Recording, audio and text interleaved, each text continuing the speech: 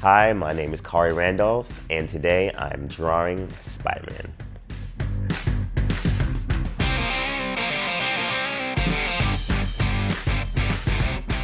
I moved to New York from Boston in 1996 to go to art school. And so that was my first real time being in New York. And it was just it was mind-blowing. Like, you know, you walk around New York and you see all these landmarks that you've either seen in movies or in comic books or the music you listen to, and all of a sudden it's just all in front of you and it's real.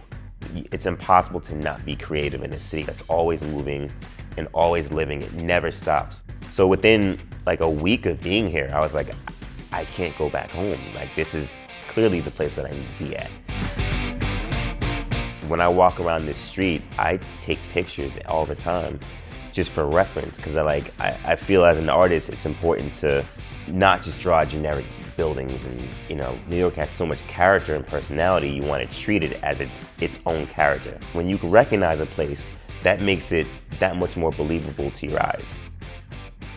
I found out about comics at an early age. My mother's a teacher, and so she was always very invested in me reading, and reading early.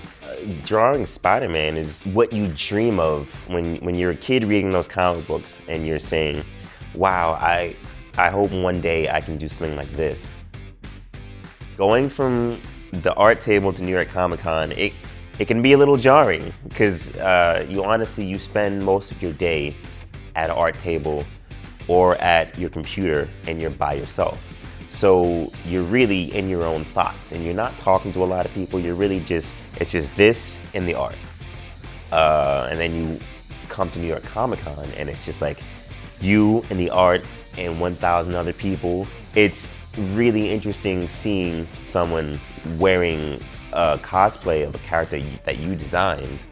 It makes you realize that the things that we create have real weight in the real world.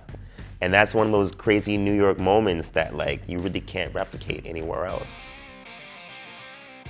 When I was in college, I moved here in '96 to go to the School of Visual Arts. It was all traditional artwork until our senior year.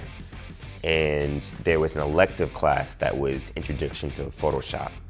And it wasn't required at the time, but some told me, yeah, it seems like it might be important to figure out how to work on a computer. Like, this might be something that will be helpful down the line. And lo and behold, most of my artwork these days is done on the computer. I still tend to do pages by hand, but then I'll scan them in and correct them in Photoshop. And once I'm done correcting it, it's ready and prepped for the next step of the stage, which is the colorist. It's such an opportunity to come from where I come and to be living out exactly the dream that I had as a kid. You know, a lot of people don't have that opportunity to do exactly what you want to do. And to say, when I was 13, I said, boy, I hope one day I could draw Spider-Man. So now, as a 30-year-old, to now be doing that exact thing 20-something years later, it's like one of the greatest honors and thrills of my life.